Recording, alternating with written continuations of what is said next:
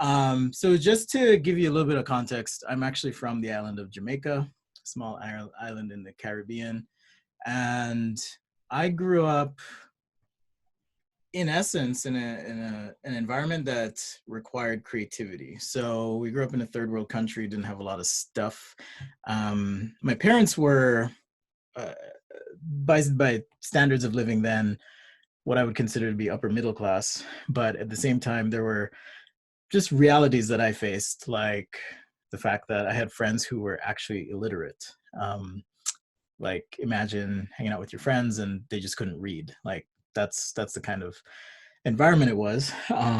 We had means. My father was a hard worker.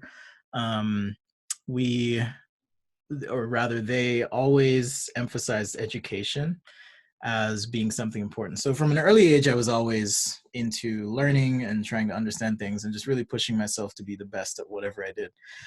Whether that was math, which is actually where I started out, to ending up in design. Um, so I spent most of my life in Jamaica till age 18. And not only did I grow up in an environment that demanded creativity, given that we had limited resources, opportunities, and so forth, I also grew up in a very conservative environment, should we say. Things like homophobia was okay, or just a general closed-mindedness to new things. And so even daring to dream to be a designer, which I think at an early age, I always was interested in creativity and artistic expression. I just didn't know that I could have a career doing that. Some of my earliest memories are me and my brother playing with stuff, which I know sounds abstract and vague, but more so taking apart my dad's electronics, radios, things like that, breaking them, putting them together, seeing what happened if we touched two wires, that kind of thing. One of my earliest memories with my brother is the distinct memory of us wiring together some contraption and burning a hole in the carpet and just being like, what the hell do we do now? Because we knew we were going to be in big trouble. So from an early age, I was always creatively inclined and curious. And I know the talk is about mental health and woodworking. We'll get to that, but just want to give you a little bit of background about who I am. So while I do present and show a lot of drawing stuff online, frankly, because I enjoy it. I see we have Andrew here. Thanks for joining. Monica, a few other people that know that I do some things outside of that, which is awesome. I get to show you a few things and frankly, a few lessons that I've learned along the way. But my experience spans things that are more closely aligned with visual communication sketching, like illustration, or even graphic design, you could say is somewhat tangentially related to doing things like set design, or most recently, before going out on my own again, decided, or was working in service design, user experience at a kind of early concept, high level stage for this company I was a part of. So for me, this is my first time doing this talk as well. So I would ask that you guys just feel free to shoot questions. I think Hector is going to kind of be moderating that, or the AD team as well. So feel free to shoot questions out. But my story, like I said, began in Jamaica, and I'll spare you tons of detail unless you guys want to know specifically, but I did take some notes. So yeah, at a certain point, part of my conservative upbringing was I grew up Mormon, and I actually went on a mission, did that for 2 years in Texas in the heat, teaching people the good word, as I thought then. And then ended up in college, met a friend who was doing industrial design, and my curiosity caused me to dig a little bit deeper, and I thought, wow, this is really cool. I get to illustrate, and I get to work with computers and work with my hands and so forth. So my earliest experience with woodworking in any capacity wasn't in high school. It wasn't even as a child.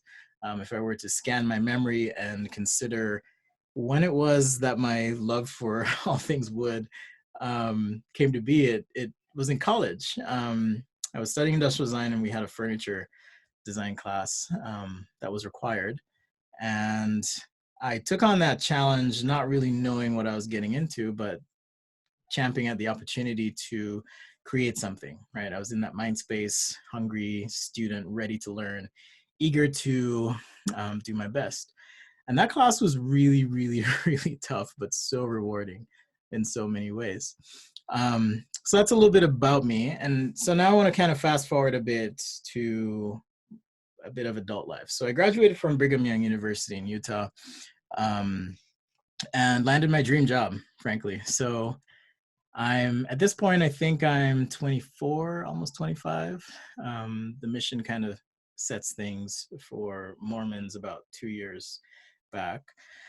And so I was about 24, graduated, working my dream job. Like, life was amazing. Life was just kicking. And I will admit, personally, I've never been someone who, I don't know if you've done these exercises where you have a 5 or 10-year or 15-year plan. I've never been that kind of person. I've just kind of gone with the flow.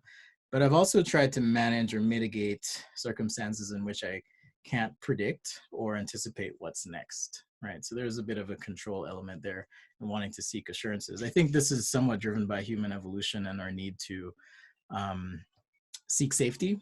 Even if you consider the concept of a house and what that is in its fundamental essence, is really us as humans trying to mitigate or minimize the possibility of threatening, harmful things happening to us, right? That structure itself creates a barrier between what's inside and what's outside. We can control what's inside. What's outside, we have, I'd say, lesser or extremely limited control. So that in and of itself is a manifestation of our need to control. So instinctually, we seek after those things. And I certainly leaned into that. As a designer, I've always had a, shall we say, thoughtful methodological approach to things, trying to figure out step by step, okay, step A, here's what we do, step B, step C, and so forth. So my life was humming along. You know, I'm doing the ID sketching thing, sketch a day, ID sketching. If you guys want to ask about that and what happened, happy to talk about that later. But decided to kind of focus on sketch a day. By this point, I'd married, had 2 children, Oliver and Leo. They might pop in at some point. So I had 2 children, building this life. The recession happened. Actually, the recession happened before I had my children, but, and I'll sprinkle a bit of that throughout the talk here. But that was a rough time. And I think even today, with the uncertainty that we face with COVID-19 and the sweeping changes we've all had to make to seek some continuity of life in some way, has been certainly interesting. And I know a lot of college students and graduates have been asking questions, you know, what do I do, portfolio, how do I land that job, all that stuff. For me, 2008, I was already at Astro Studios in San Francisco, and I was working with a friend of mine who was my best man at my wedding, actually, John Mullenkamp. He works for GoPro now. And we were both furloughed, which basically meant we're not quite laying you off or firing you, but we can't pay you. So thanks for the fish. You know, it was kind of a weird feeling. And we decided at the time, you know what, let's do our own thing, start a studio. And we did. We had Studio Tminus for a few years, and it was awesome. But at a certain point, found myself kind of pushing up on a limit of knowledge and experience. And we realized, okay, we need to either grow or just cut bait here and move on, do something else. So we actually made the decision on a high, and it was just the 2 of us, to kind of part ways. And so I went into the corporate world, and John went into the corporate world with GoPro. And since then have learned a ton of lessons about full spectrum design, so to speak, you know, working in the space, and maybe An and Wang can relate to this, but working in a space where the product doesn't even exist. We don't even know what we're doing necessarily, but working from a strategic perspective all the way through development and the fine details that you are asked to work out when you're developing a real product. So back to personal life, things are humming along. I feel like life's on autopilot. And then all of a sudden, the way I describe it is, if you've ever seen a movie, and when I watch movies, I'm not watching them so much for the story as I am the artistic things that happen in the movie. So I'm looking at camera angles, I'm looking at scene changes, what they choose to highlight, because there's almost a duality or multi-layered meaning in some movies, and some directors love to do this. You look at, I'm terrible with names here, but I'm thinking of the movie Hereditary or Midsummer. There's so much layered symbolism in the movie, in the shots. I forgot the dude who does Inception and all that stuff. Terrible with names, but you know what I'm talking about, director. Christopher Nolan. Christopher Nolan. That's another example. You watch his movies 1, 2, 3, 4 times, you're bound to catch multiple things, and it gives you an additional light or perspective on that movie or that story. So back to my example. It was like life was humming along. If you've ever seen a movie where a couple's on a date rather, and the camera is positioned in a way such that I think I can frame it here. So you guys are looking through the car, couples driving, they're talking, laughing, and you guys can see the semi-truck that's about to fuck shit up. And you're like, watch out, guys. And then it hits, and it's like just so violent, right? And all of a sudden, everything's in slow motion. So that happened to me in 2016, well, technically 15. Which leads me to the first slide here. Plan to fail, but don't fail to plan. Now, I never entered this life with the intention to fail per se. But I think it's important when you are going through experiences that you plan to fail, meaning you anticipate there is something that's going to go wrong. When that thing goes wrong, if you at least anticipate it, it makes it a lot easier to deal with. And really, it's kind of a mindset. As I go into projects, and whether that's a design project or woodworking, like I said, I fell in love with woodworking as a college student, and I have my separate Instagram for all that, just Mr. Project. I'll share that in the chat later. But it really is a mindset, and if you go into a project, design, woodworking, or otherwise, it's pretty easy, I think, to manage those circumstances. The difference for me is that when I was in that situation that ended up in divorce, that was probably and this is a very vulnerable personal thing for me to say, but I was in a mind space where I did not want to continue with life. And fortunately for me, I had my children to bring me back and ground me. But not only that, I had found purpose in woodworking and was able to almost enter this meditative state as I was working on a project. Whether it was thinking of the plan of what I was going to do, to, just kind of zoning out, sanding a piece of wood for hours or whatever it would take to get that done. It goes back to that mindset where when you go into a project or you go into a situation in life or you're in school or professionally, plan to fail, be prepared. And the other thing I've learned as it relates to mental health is you can turn almost any situation into a positive if you ask yourself the question at the end of the day, what can I learn from this? What has this experience taught me about myself or others or my craft?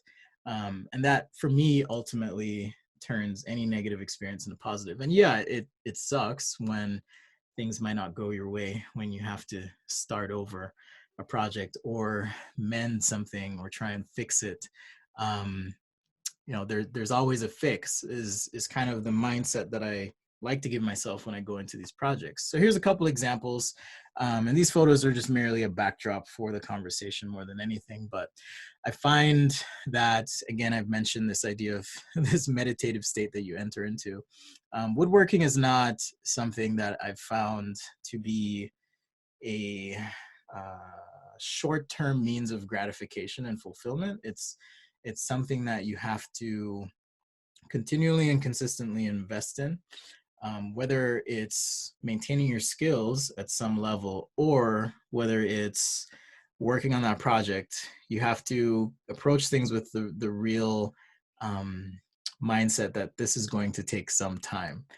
And that for me has helped me with my approach because it is fun. It's really cool to, at the end of the day, hold something tangible that you have envisioned, dreamed of, created, worked on, manipulated, essentially willed into existence. Like that is just, it's fun. It's fun to have those plans and work on something and have it be real. But even then, the substrate of wood itself, this living, well, not living by the time you have it, but living in the sense that it moves and it has warmth and it has texture and these variables that you have to deal with. Whereas, and those variables almost become a constraint. You know, as I'm designing a piece of furniture, I have to consider moisture content of wood and how that affects everything, but also approaching things with the mindset that, yeah, this could turn into a colossal mess at any point in time. So just let go of your expectations, take things step by step, and roll with the punches. Here's an example I want to share with you guys. So this is a dining table that I made, and it's a cropped photo, but it's a whole walnut slab. It's about 2 inches thick, and it was about 6 or 7 feet long. I think it was 7 feet long. And this was back when I lived in a larger home, which you guys will see a little bit later here in the slides. And it fit perfectly. It fit nicely in a home, and it was designed with that intent to fit in a certain space, and a certain nook, and a certain niche. Because at the time, my ex and I, we went Frank Lloyd Wright on this house. Like it was an inside, outside, up and down, holistic project. She was a designer as well.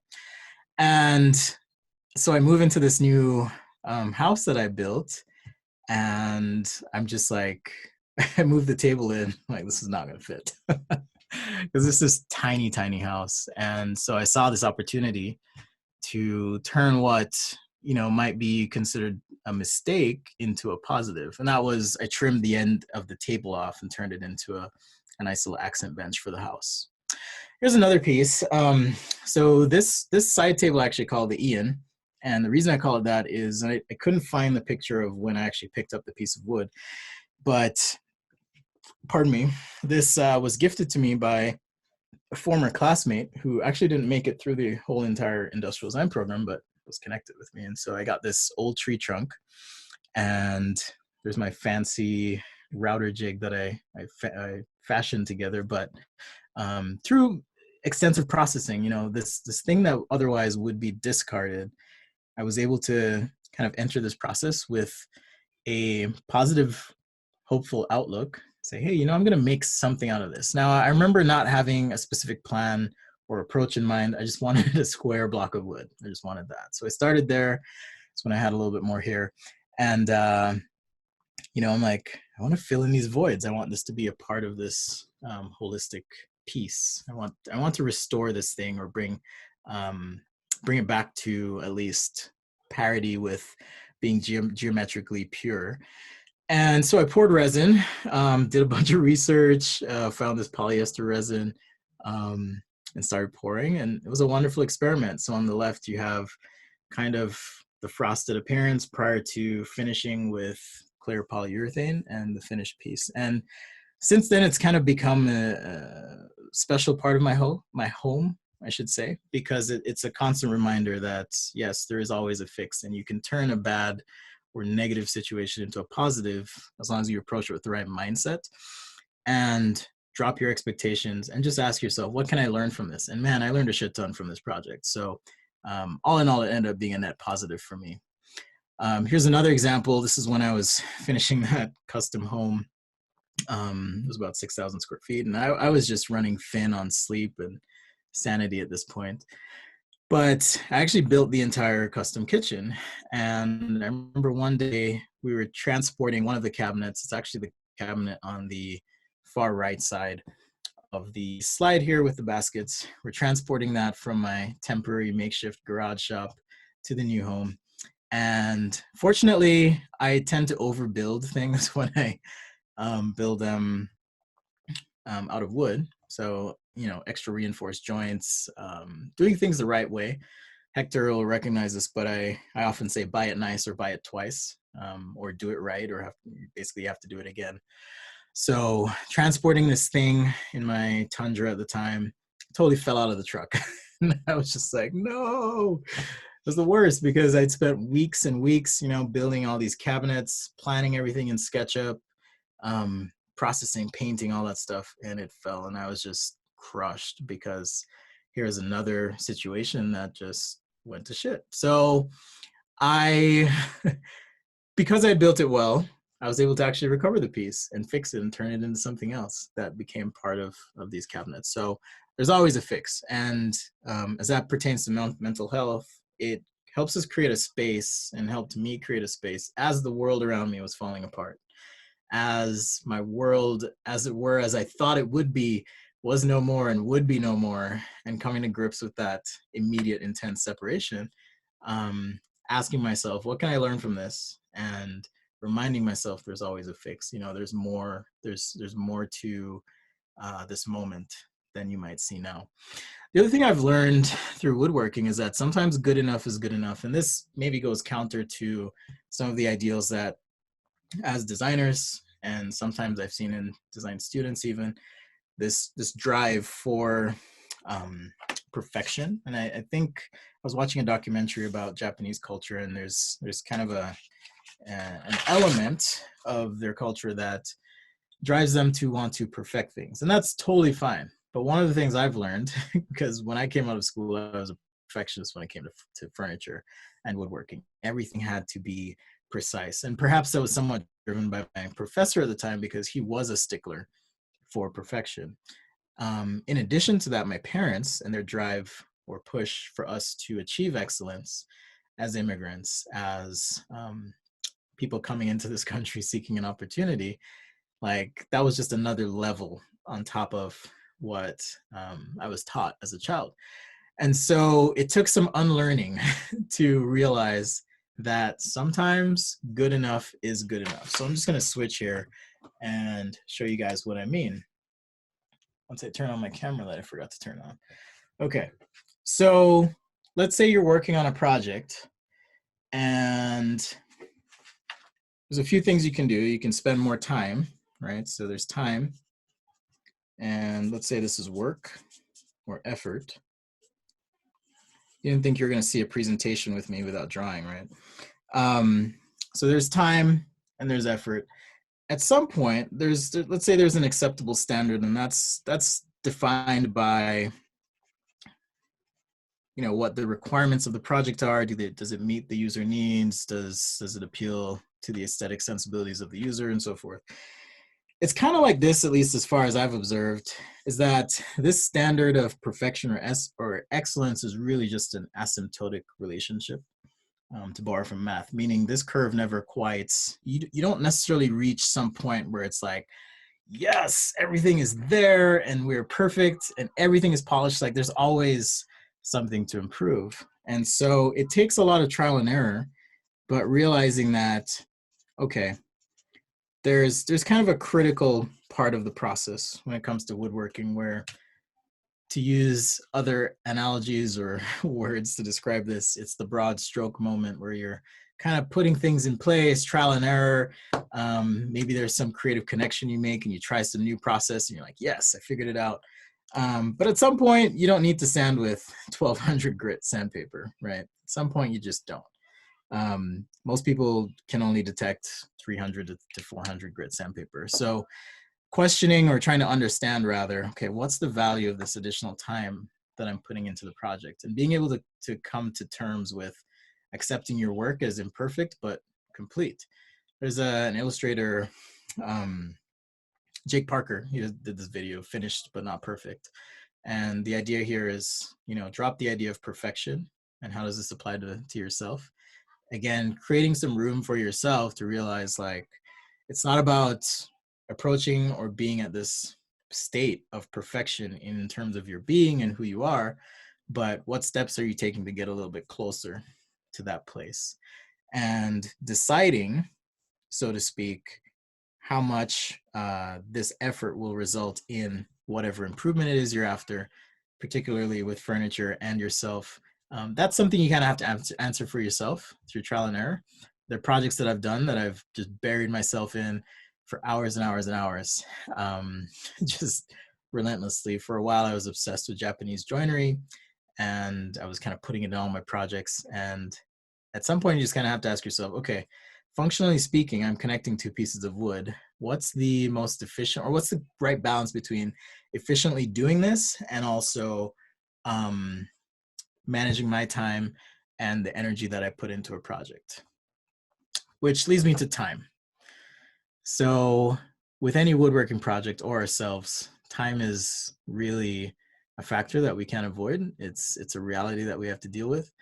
I often find myself trying to manage my time and make sure that I'm extracting as much value out of it, but also realizing that I needed to be kind with myself. So going into a big project, I was going to draw some more here, but going into a big project, it's more about just recognizing that it's going to take time. It's about baby steps. It's taken me 4 years post semi-truck sideswipe, emotionally speaking, to be in a place where I feel like now I can uplift others, I can manage myself, I can be the best dad I can be with my kids that I have full time and so forth. But that's taken time. I would never imagined I would be where I am now in that moment. And it's the same thing with woodworking or furniture or building a house, all these things that I've done. You look at it and you think, yes, this will be fun to do. And I'm planning a few projects right now even, but also trying to be measured and realistic with myself so that I create space to be gentle with myself, knowing that this process will take time, particularly if you haven't done it in a while. Self-awareness is hard. It's hard to manage the tension between what we aspire to be and what we are, and recognizing that there is a gap. There absolutely is a gap. If you're mindful, if you're self-aware, if you are someone that's interested in improving yourself, there is going to be that tension. And what you can do with that is you can make a choice. Either I'm going to do something about it or I'm not. I'm going to check out. And I've certainly had those moments. But be gentle, and be gentle on your work and yourself. So a couple of examples. I actually hate this part of woodworking, and that is finishing. But I wanted to show you this because I was able to, and I guess maybe this is something I like to do, is take things that are discarded, worn, considered unusable, and somehow turn them into something usable. So I was gifted this piece of wood, and there's a whole other story there, by the same person who provided the wood for my dining table and coffee table. I think you may have seen a glimpse of that. And this wood is completely dry rotted, just, very brittle. It's walnut, black walnut from California. And it was a very thin slab, but I could tell looking at the wood that there was a lot of beautiful spalting, that it was weather worn. It was certainly sitting outside, perhaps had taken on some moisture and so forth. But after a lot of work and realizing, again, picturing the ideal state of what I wanted this to be and willing it into existence was super satisfying and fun. I guess I forgot the last picture here in the slide, but needless to say, I was able to bring this to life through that repetitive, iterative process, much like I have been able to do with my own personal life. Like I said, it's important to just do something. When all that happened to me, I was paralyzed. I withdrew from a lot of people. Andrew might remember I just disappeared from work for a bit. It was rough. It was so rough. I don't know if I had conversations with Hector as well, but I know a few of you remember that, and you might remember I just disappeared for a while. But I say that to show you that I had a choice in that moment. And I think these moments in life are ultimately empowering in the sense that they give us that ability or right to make a choice. I had a choice about, okay, am I going to let life drag me on here and do nothing, or am I going to get up and just do something about it? And woodworking and my recovery kind of happened hand in hand, in the sense that I found that it was a way for me to take this creative energy and do something that wasn't public facing, so to speak. I wasn't necessarily trying to keep up my Sketch a Day channel or do website stuff or whatever. I realized I needed to be in a better place. And at the time, my garage was my temple. That was where I could be, I could will this wood into whatever I wanted to. and create something of value and go through this meditative process of repetition and thoughtful action, so to speak. And it was a way for me to check out in a healthy way, so to speak, create that space for myself. But action ultimately is what helped lift me out of that depressive state. This picture is actually from a house that I renovated in California, and I just wanted to tell you a story about it. So I took that furniture design class in college, and you learn, hey, don't have your ponytail out while you're working the lathe, watch your thumbs on the bandsaw, things like that. You learn the basics, you learn how to joint and square a piece of wood, you learn best practices. But what they don't teach you is how to tear down a wall in a house. And this is from when I was married, and we decided to buy this old house. And you walk in and it smells like old 70s wallpaper looks. It was vile. And I remember asking my partner at the time, hey, are you sure you want to do this? And we just said, yeah, let's do it. And I knew nothing of home improvement, like nothing at all. I didn't know how walls worked. I just knew nothing. So I remember taking this picture after I decided to just do something. I took that hammer and I just started wailing on the wall, tried to avoid any pipes or electrical stuff, but I did something and it was so fulfilling. Like, it made me feel so happy to just take that step. I know as a designer, oftentimes I'll find myself in my head. I'm just like, okay, I got to think about these 100 things and how A relates to B to C all the way through Z. And still, I haven't put pen to paper. And sometimes it's easy to get caught in that paralysis by analysis. But I can tell you, it's ultimately liberating and freeing to just do something with the mindset that you plan to fail. Something's going to go wrong. Create space for yourself and time to learn, time to grow, time to see, to open your eyes, time to accept feedback and criticism from others. Certainly had therapy during this time as well, but do something, take some action, make a mistake. It's terrifying taking those steps you need to take. I can tell you self-awareness is no joke. It's something that can alienate you from people as you start coming into your own. It's something that I've had to learn later in life, in my 30s, and hopefully for you guys who are joining that are younger, I hope that you can approach life with that level-headedness and mindfulness and with your eyes open, because it's going to make such a big difference for each of you individually. Those are the things they don't teach you in school, design school. It's like, design these products, but what are you doing to design yourself? And be considerate about how you present yourself to others in the context of being a designer or otherwise. So the top picture actually is the house before we started, and the bottom picture is the result of, quite literally, my hands and my labor. And it was an awesome opportunity to just get lost in a thing, but also trust myself to take some chances, make some mistakes. I remember just breaking down one day and just crying because I can reliably install a door. I'd watched all the YouTube videos, I'd read the books, pardon me, thought for sure, this can't be so hard. And I was just beside myself in tears, and I had to call a friend. So I didn't make a note on this one, but it's okay to ask for help.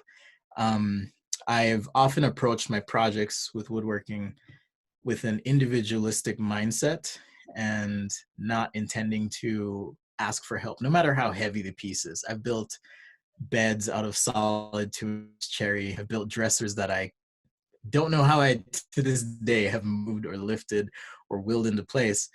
But the times where I have had to ask for help has been a good reminder that it's okay. It's okay that you can't do everything on your own. It's okay to have those relationships, friends, people you can call on for help. And there were those dark days, even though the exterior of the home as it presented itself was new and shiny and I was suffering inside and just had some terrible days. But we can ask for help, and it's okay. Here's another example. And I didn't have a picture of Jamie, it's my friend who helped me with this one, but take a first step, do something. I never built a stair banister. I thought to myself, how hard could this be? Turns out it's really hard. Meaning it's not necessarily complex in the expression of what it is, but I had certain requirements for the project. If you've ever been in a house and rocked a banister, that's the railing, on the stairs, sometimes those banisters move. Well, this time I wanted to anchor this banister into the floor, and I wish I had a picture of this, but I anchored it into the floor joist so that when you pushed on this thing, it was not going anywhere. It was safe, safer than safe. And if a bomb blew up the house, it would still be there. Andrew will recognize this project. This is a throwback, but when I was working at my last job, this was a request that we were given by our then boss. We call him the Kool-Aid Man because he had a tendency, he's not watching so I can say this, but he had a tendency to just like barge in and be like, hey, everybody, here's some Kool-Aid, and then just peace out. And you're just like, what the fuck? What just happened? And a project would change direction, or just, he was very high energy, very passionate about what he did, but also very disruptive. And so this one day he came to us, we were having this internal trade show for the company, or showcase, if you will. And he was like, guys, we need a booth. I'm like, okay, what's the budget? He's like, don't worry about the budget, just make it cool. So I'm like, okay, I'm going to put together a sketch. You know, I know if we're to hire this out, we're talking tens of thousands of dollars, maybe $100,000. And so I show him this and a couple other shots that I had. He's like, yeah, our budget's, I don't remember, Andrew, if it was $7,000 or $5,000, but he's like, yeah, you got $5,000, let's just say. We're like, what? So Andrew, myself, and another designer, Bryant, we get to work. And so this is outside my house and inside my garage at the time. But we just went to work. We decided to do something. So we had a choice. We could sit there and let the world happen to me, or I could take action and do something about it. So I think Bryant got a welder. He had some ideas about how to build this canopy. I was handling the construction of the panels for this trade show booth. I never built a trade show booth. I don't know structurally how they work. I just knew we needed some panels. Did the research, asked a couple of friends, and you know, there was specialized hardware for this stuff, but we didn't have money for it. So we just made it work. And ultimately, because we were willing to do something, came up with something that was approximately representative of that initial concept. So there's the initial and there's the final. And it turned out to be just this huge hit. It was awesome. So woodworking has reminded me that no matter how big or small your vision is for your life or for a project, just do something. Doing something is better than doing nothing.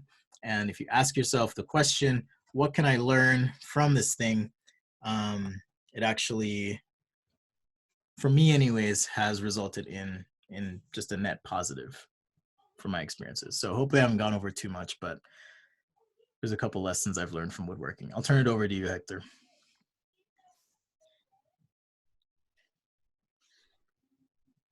Yeah, thank you so much for sharing. We're going to actually turn it over to some questions. So if anyone has any questions to ask right now, is probably the perfect time to ask them. I got a quick question for you, Spencer. All right. First of all, that Space Monkey booth is giving me PTSD, and I'm upset you brought that back to my brain. The fact that none of us were impaled by that metal. Exactly. At least we didn't stab ourselves. I was working with Andrew once, and I stabbed myself with an X-Acto blade and was just like gushing blood. But that's another. Covered in blood. In my thigh. It's another story. That metal roof didn't impale any of us as we tried to hoist it up, just pushing it up with 2x4s and hose clamps. OSHA would not have been approved. No, not at all. Just a question, and like I just wanted to preface this with interesting anecdote I learned from an author, and unfortunately I don't remember the author's name. But she had this fear of starting a project, which is like a note that you've kind of mentioned a few of these times, is kind of planning on failing. But I've always struggled with perfectionism and failure, and trying to avoid it. That this author also struggled with that, and they ended up writing an entire book in a gmail.com email, like web browser style. In that bottom little thing, when you try and compose like a reply to an email, that little tiny window in the bottom right corner, she ended up writing her entire book in that corner window, because when it was just written in that little window as opposed to a word processor, it didn't feel as real. And so she just kept writing in that little box and copying that over and writing an entire book in there. Interested in yours, Spencer, and anyone else on the chat, of kind of tricks that you've found to trick your brain into starting a project, and avoiding that kind of feeling of, I don't want to start because I don't want to fail. Yeah, that's a good one. I I think you just have to kind of put your ego to the side a bit. I know for me, I've in the past been concerned about, at least as far as sketching goes, okay, is this going to be representative of my skills? And feeling sheepish about posting something.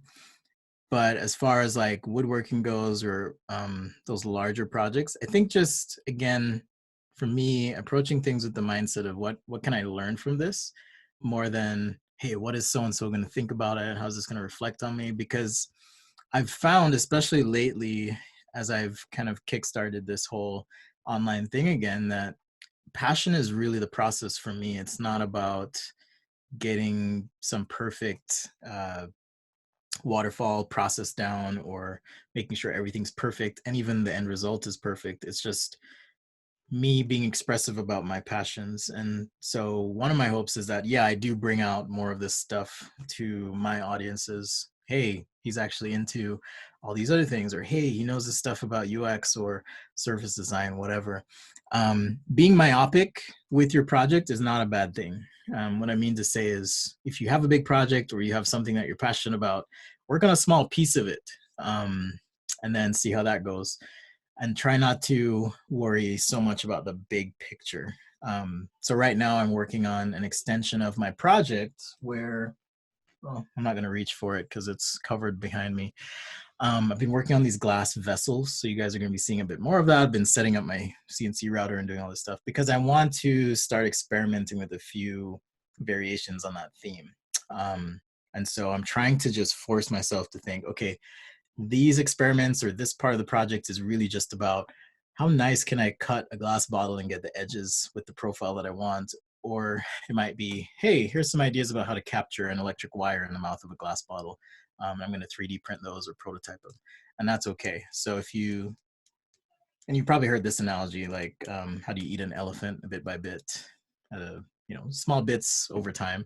It's kind of the same thing. Just focus on some element that you can manage, and I think that helps for me. Thank you. Was it for everyone? Was it just for Spencer? I'm super sorry. I'm confused. But I had thought, if that helps. Yeah, go for it.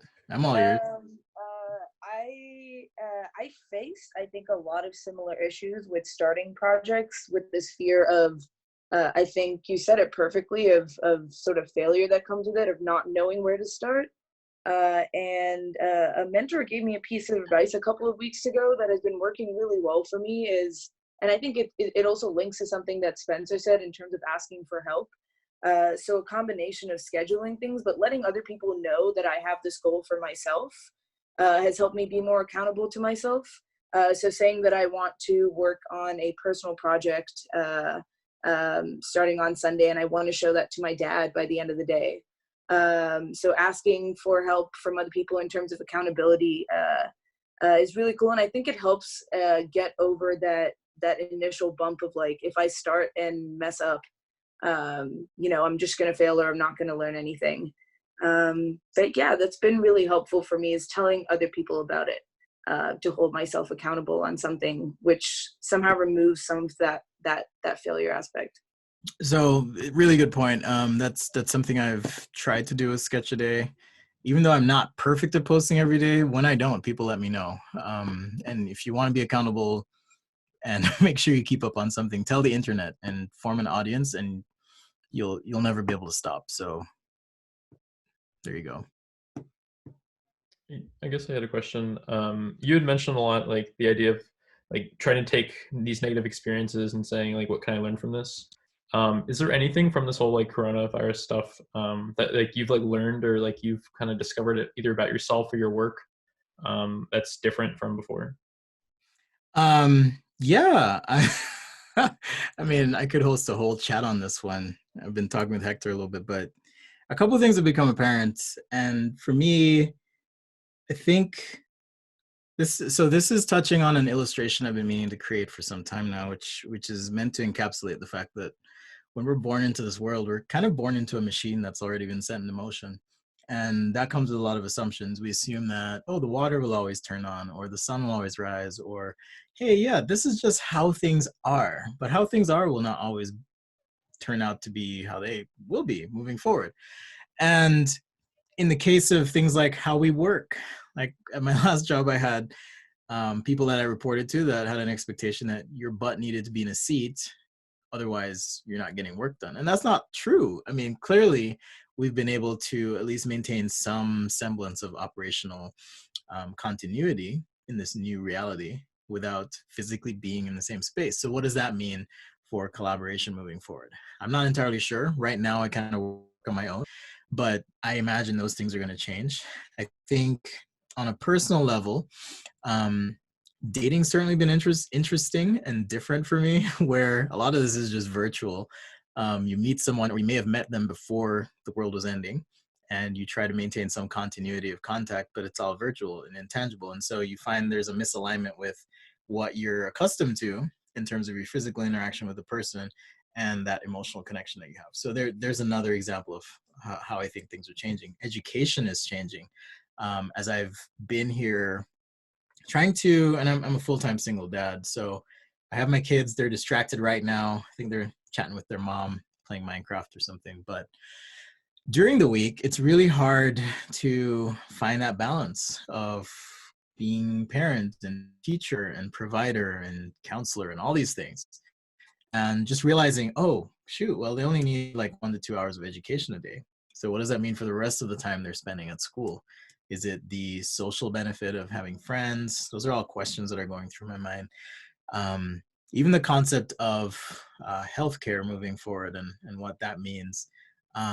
Should healthcare be privatized? These are all questions that are like floating through my mind, and I don't necessarily mean to get political on the chat here, but just a couple examples of things that I think have extreme potential for change. How we work, how we interact. It's certainly been interesting to feel close to people while being physically distant from people in a very real, literal, and visceral sense, and still able to maintain those relationships, or consider the ramifications of a more close proximity to family and those I provide for, while trying to provide some continuity of life for them. Spencer, we have a question here from Michelle, who Okay. unfortunately is having trouble with her mic. But she sent a question. First of all, she says that you're amazing and that the talk was what she needed to hear. So thank you so much for existing. She wants to know, what do you think about the marriage of industrial product design and interaction design as in exhibitions, installations? Do you look at them as complete opposites, or can they be one?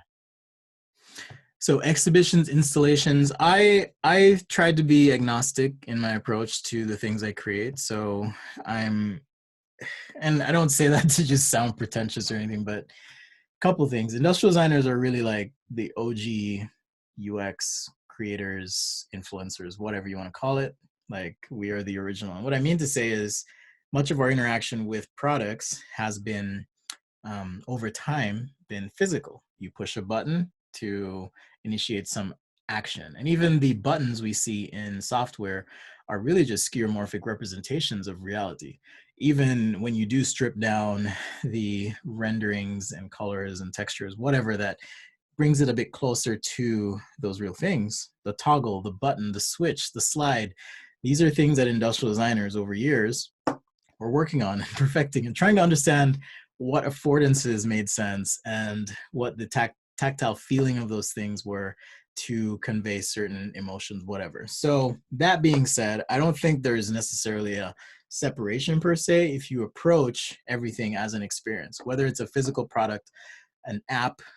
Working with Andrew, he's super talented and has taught me tons of stuff, but we worked on physical and digital things together. Even though we were from different backgrounds. It's more about the mindset and willingness to approach things with a user-centered mindset. How is someone going to use this thing? What is this product going to say about their aspirational aesthetic sensibilities or other qualities, right? So for example, a car, the job of a car is to get you from point A to point B, but getting from point A to point B in a Corolla is a lot different than getting to point A to point B in a Mercedes or an Audi R8 or even an Audi A8, for example. So that being said, I would encourage you to not think in terms of lanes of title or profession, but rather, how can I apply these skills to a broader set of things? You know, who are the people that are going to be using this product or experience, digital interaction, hardware good, whatever? What are their needs? What are their aspirations? What are some problems that they might currently face? How does the market influence the project and the ability to sell this thing? Like, there's all these other things that we can think about if you approach it in that broader mindset. Hey, I had a quick question regarding being a designer in America. You talked about being an immigrant and came to America for my design education. So I wanted to know if, based on your experience and your journey through sort of industrial design, if there's any sort of challenges or advantages that you faced being an immigrant in America. I think for me, I unfortunately was trying to minimize my, this isn't even a word, but differentness, or the fact that I'm different, Black, from Jamaica. I was trying to minimize that, I think, unconsciously, more so than leaning into it. And I do regret that. That's definitely a regret. And it wasn't until it was the last few years I was speaking with one of my mentors, Brett Lovelady from Astro Studios. And this really goes for any designer because we're all different. But when someone hires a designer, they're not hiring you, hopefully, to just do stuff, but they're hiring you for your brain and how you think. Putting together a good design team or entity is a lot like putting together a band. You don't want to play the same instrument. And even if you were, you wouldn't want people playing the same instrument the same way because that's just boring and monotonous. So the differences I have as an immigrant is something that I've tried to lean into a bit more later in life, just bringing that to the forefront and not shying away from it. And that happens in the meeting room. It happens in the way you present your work. It happens in even the way you speak. I mean, real talk. I don't present a lot of accent. I mean, I can talk like a Jamaican if I want to, but most of the time people don't really understand what I say. So because of that, I kind of slip into this Americanized accent. And, you know, maybe it does a disservice to the fact that I'm an immigrant. And maybe it obscures a bit that, hey, I have a different perspective, or I have something to offer that is different. So I hope that answers your question. If it hasn't, let me know and I'll try and touch on it again. It does. Thank you so much. Hey, I was going to ask, so maybe you being like a young creative professional with the sort of like 2008 recession that we had, now that's kind of the position we're in now and going through with the whole global thing. What's like a good piece of advice or something that you learned from that experience, which we could maybe learn from? Do something. Like, seriously, do something. I'll tell you a bit more about that. So we left Astro. I would say emotionally or mentally, I was okay, maybe a bit apprehensive and fearful, again, because that whole analogy of the house and seeking guarantees. I wanted some guarantee that this was going to be okay, but the truth is there is no guarantee. But I remember a few distinct days that made a difference. So fortunately for me and my business partner at the time, we did have supportive spouses who were employed. So that provided a bit of cushion. I think the first year we were in business, we made 20 grand, which is like nothing. But thanks, and that was just thanks to the kindness of friends at the time. By the final year, we had been pulling in around $500,000 a year for the both of, for like collectively, right? So we split that just to two designers, which was pretty good. And there were, but in between that first year and the last year, there's some rough times, man. Like I remember one day, this was probably one of the lowest points in my career or life. Like, started this business, we're super optimistic, bright-eyed, bushy-tailed. Nothing was coming in. You know, the friend connections had kind of dried up. We weren't necessarily marketing. We would go to CES and kind of pound the pavement, so to speak, and just try and talk to as many people as possible. But somehow things just weren't landing. And it got so desperate that one day we literally went out, found a few business parks. And I mean, like, basically a strip mall that had businesses. And we were just knocking every door. Just be like, hey, you need some design? We can do anything. You know, if we want to draw something, we'll make you some t-shirts, whatever. Like, and it's not that that resulted in any business, because it did not. But I think, whether you believe in God, the universe, energy, whatever, it put us in a mindset and a state where we were willing to work. And even mentally, physically, being willing to work or take that action immediately opens opportunities. I don't know why, I don't know how, but that's just how it happens. And after that, yeah, everything started happening. So my advice to you going into this new phase, whether or not, and frankly, we don't know, economists think that we are certainly in a recession, but regardless of what happens, be passionate. Passion is the process, like, literally. If you have the skills and ability and people can see that you have that drive and hunger, like, they'll make it work. Something will happen for your good. I believe that 100%. And that's what I'm trying to do right now. Thanks.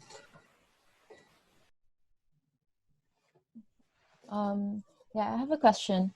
You touched on, like, coming from Jamaica, which is coming from Jamaica, and then just really doing something right now. So I'm coming from a third world country, and people here have a different definition for being an industrial designer. And and when you said your advice about just doing something, what if you want to pivot from something that's not the convention? So, like, how can you, like, overcome any mental barriers that you put on yourself or others put on you, that you can only do so many things? I mean, we are human, right? We hopefully you are. We are human. You said you're from a third world country, not from outer space, so you are human. So certainly there's that internal, I think, need or desire for validation that can come internally. We can validate ourselves, which I think is a healthy place to be, or we can seek external validation. That comes in many forms. It comes, you know, we live in this hyper-saturated world of social media, cheap validation being likes or comments, things like that. But approaching that with the mindset and recognition that it is cheap, I think that's a healthy approach. But where I'm going with this is, you just need to do something. Like, it literally doesn't matter what other people think. And yes, there are realities. Like, at the end of the day, I have to pay my mortgage, I have to pay my bills, I have to feed my children, I have to keep my website running, and it's all these things work together. Pardon me. But at the same time, there's just something incredibly powerful, attractive, and not in a weird, creepy way, but I just mean accretive about having a positive mindset and believing in yourself. But also doing that, I think if you have some spin on ID or something you want to do, just do it, but do it with the understanding that, one, it's going to take time. Two, plan to fail, because you're gonna mess up, and be ready to adapt. So much like, hey, I'm going to do this crazy Japanese joint, or I'm going to do this crazy piece of furniture, whatever. I'm going to try this new method.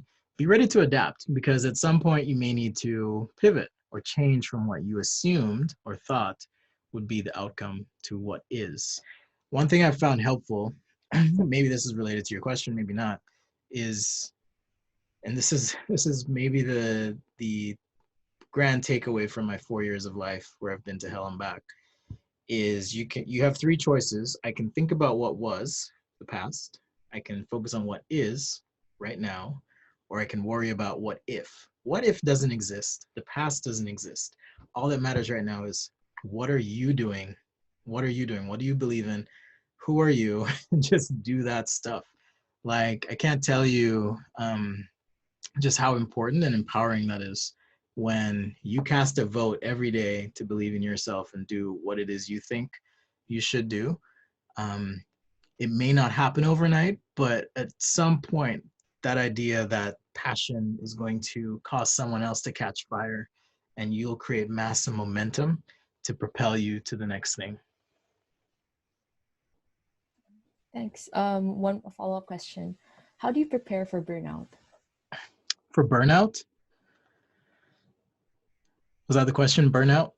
Yeah, for burning out. Oh, okay.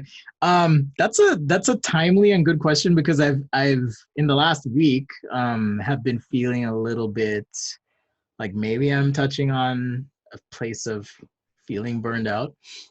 What I try to do is force myself right now. So I work from home on my own terms, which in and of itself is terrifying, but also encouraging. I try to force myself to take a midweek break. So there's a day that I pick, depending on the week, where I'm just like, I'm not going to do anything. I'm just going to do whatever I want to do. And that helps to function almost as a pressure release valve. Now, it doesn't mean checking out and getting wasted or otherwise like doing maybe things that could be considered self-destructive, but just more so creating space for yourself to just be separate from your work. I think that helps.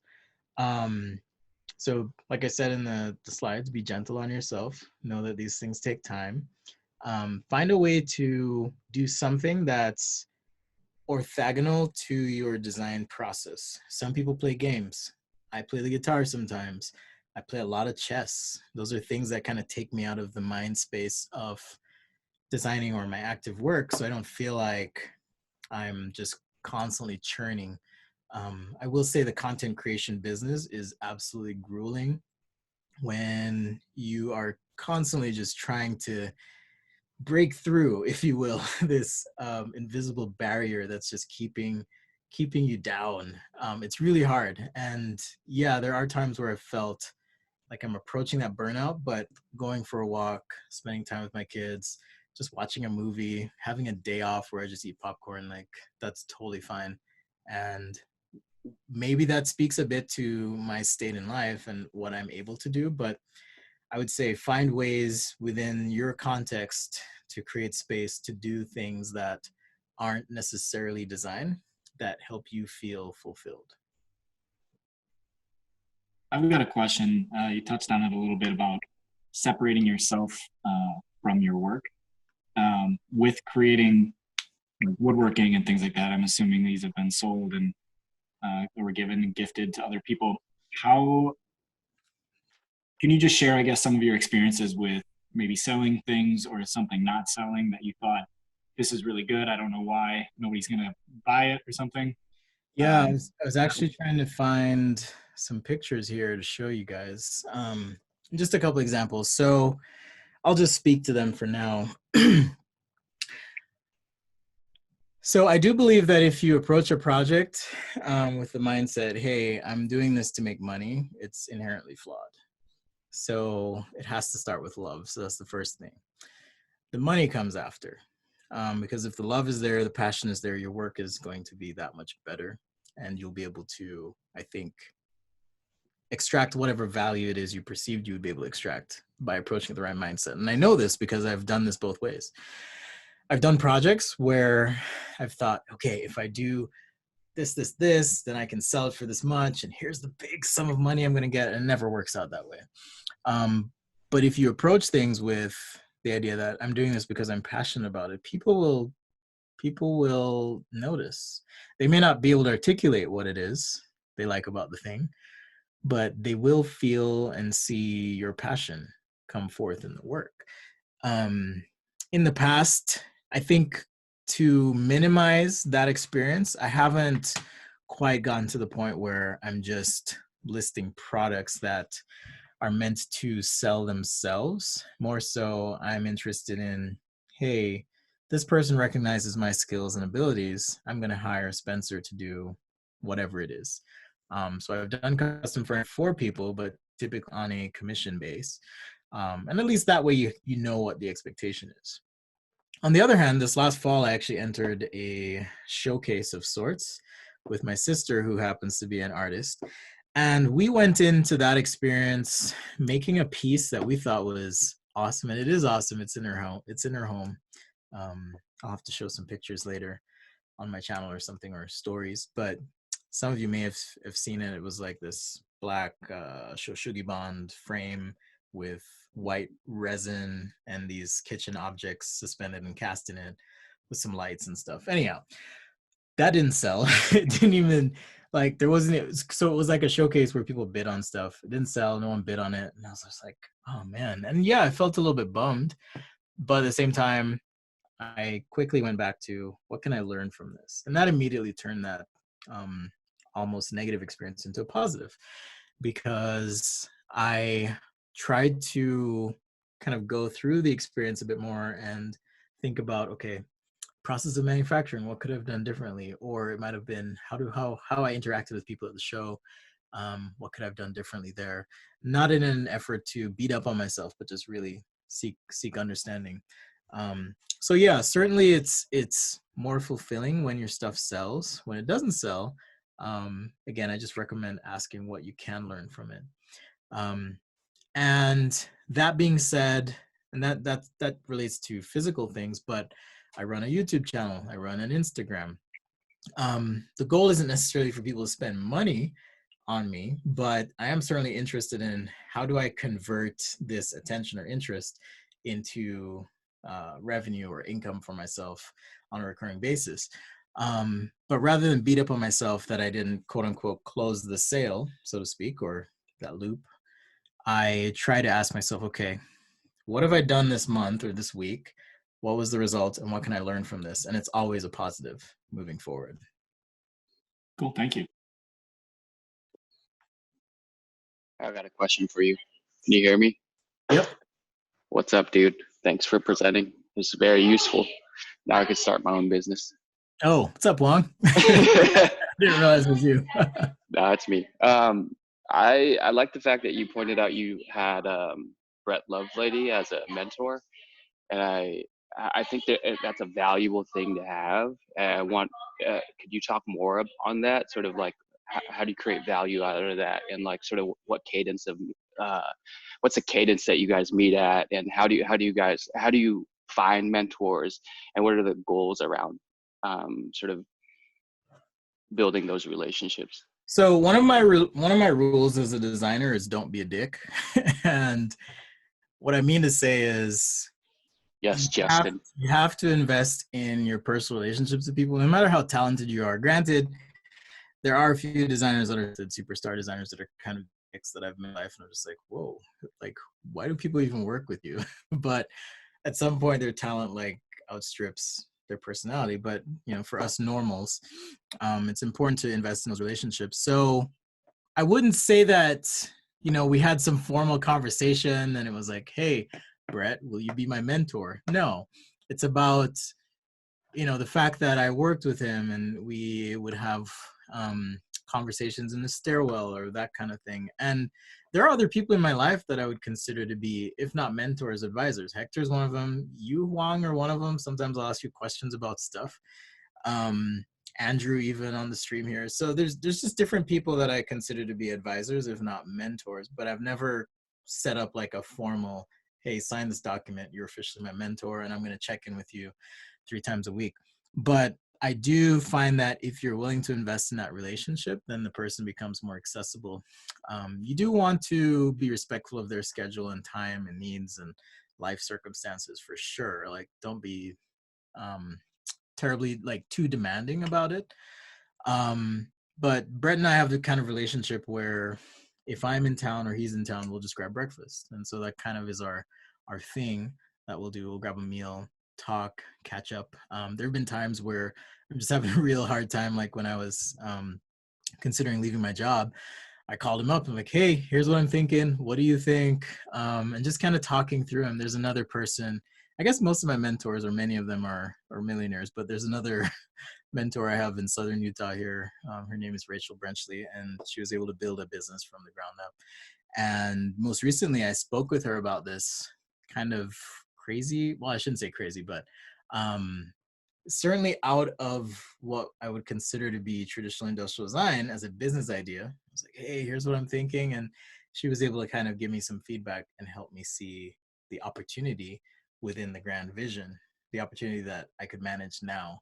And I thought, wow, this is really cool. So it's, as far as mentorship goes, it's not so much setting up a cadence. I could see some value there for sure, if you can find someone who's willing to do that. But knowing how, especially now, how much life is in flux and things may change, I wouldn't necessarily rely on that cadence. But if you can get it, awesome. I think there was a question earlier about accountability, and certainly having that cadence would keep you accountable. But for me, it's just more of a gut check opportunity. Dope. Thank you. I just had a engineer friend that the reason why I asked is I think it's valuable for students as well as just young professionals. But I also had an engineer friend that she finds mentors because it's a less serious way to meet sort of role models, but people who are sort of on levels like C-suite levels and director levels to have less informal conversations about growth. And some ways it's a way to get in the door and a foot in the door. And I've recently heard that and I thought it was such a good idea. Yeah, I think so. I think those are just the lessons you don't learn in school. If you can get access to someone at that level while you're in school, it's going to teach you about business. It's going to teach you about how to leverage your own skills, personality, whatever, to create the influence, right? Not necessarily title, but influence in the company, to get you where you want to go in your career. I have a question. So I appreciate that you were super vulnerable with us about, you know, your experiences, life experiences, and you touched on something about you going to therapy. Do you think that more designers need to go to therapy?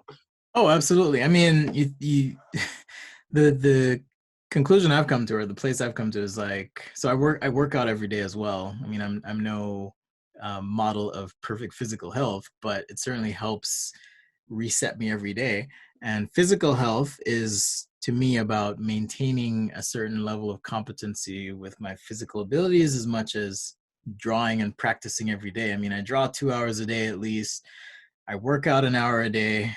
What are you doing every day for your mental health? I think it's something that's just so neglected at times, and we feel like we don't have time for it. And it doesn't mean that it has to be necessarily a therapy session. And that's where woodworking came in handy for me, is that it was a time for me to be contemplative and meditative and purposeful in my thinking outside of the chaos that was happening around me, or aside from my mainstream line of work. And yeah, I do wish I had shown more of that work through my career. I'm going to be better about that. But I feel as though it's certainly neglected by many designers. I think, and maybe somewhat related to an earlier question about, you know, how are things going to change with COVID-19 and this career situation and what's going on. I think one of the things that's changing is the nature of the question, how are you? Like literally, how are you? Are you well, healthy? That's important. It's important to be mindful about how we are, to seek help when we need it. It's totally fine. There's nothing wrong with that. We get personal trainers and no one's like, oh, you got a personal trainer? What's wrong with you? You know, but the moment you get a therapist, people are like, oh man, you're really messed up in the head. It's like, no, I'm just, you know, it's like, or you see the doctor and no one's giving you some weird look. So if you can afford it, if you can find it, depending on your situation, you might be able to get it. I was fortunate enough to be able to be selective and picky about my therapist, and since have not, like I've gotten to a point where I don't need that constant help, but that effort was invaluable in helping me just be better. I think there was an ADS conference I went to, and I was just like kind of a wallflower and depressed and shy and stuff. And people might have been wondering what was going on, but I was literally going through hell. And just needed that separation. So it's okay to take a step back. It's okay to ask for that help and make sure that you're taking care of yourself in that regard. All right, Spencer. I think we are going to call it a day just because we don't want to go over time. And I do appreciate, like Bethany said, you kind of opening your life to us. And actually, there's a lot of people here that are tuning in from across the world at different time zones. I think someone's tuning in. I heard from the Philippines. It's like 5 or 6 a.m. there. Some people are up 4 a.m. watching this Zoom chat. So I really appreciate everyone tuning in. I think one thing to add, final thoughts with Jerry Springer, is not the father. Not the father. Yeah, I think one thing to add that Wang brought up about mentorship, I think a lot of it has to do with building relationships and genuinely caring about other people, and not only about their design work and things like that, but genuinely about the human first. Because then you will grow not only as a person, but as a designer, and you will learn. And I think that's essentially how advanced design came to be. It happened through relationships. It didn't happen through, a network of people that I knew that just knew from surface. So, yeah. For sure. Thanks for having me on and letting me share a little bit about myself. And I'll try and do a better job of showing up more for the community in terms of what I do and who I am and my struggles and just life, because I feel as though, at least in my observations, a lot of times we just hold back. Like, we want to present this image of this ideal state to everyone, but it's not healthy in the sense that it doesn't create a realistic view. And I think just keeping it real is always going to be better than faking it till you make it. Yep. And thank you again. And Wang and An, they tuned in because they're going to be one of our future guests. So thank you so much for tuning in, guys. Cool. Hopefully you guys do a better job, An and Wang. Hey, Spencer. Last thing, I'm not trying to stretch it out, but thanks so much for spending the time and talking to us about this. I think sometimes we have people who have a crazy amount of following and who just do crazy stuff all the time, and we forget that they're humans. And it's really good to just hear your story and hear your background and hear that there are ups and downs and there are struggles in the industry, and not everything is perfect, and it's okay to fall and just pick up, but just keep doing something and pushing on. Super good to hear that. Felt like I'm seeing a different side of you today, and it was really good to see and really good to hear. Thanks for that. Yeah, for sure, man. Love you, brother. Yep, same. Thank you. Yeah, thank you. And we'll be posting our next guest designer this upcoming week. So everyone, thank you so much and have a wonderful Sunday. Take care. Sounds good. Thanks, guys. Yeah, man. All right. Take care. Thanks, Spencer.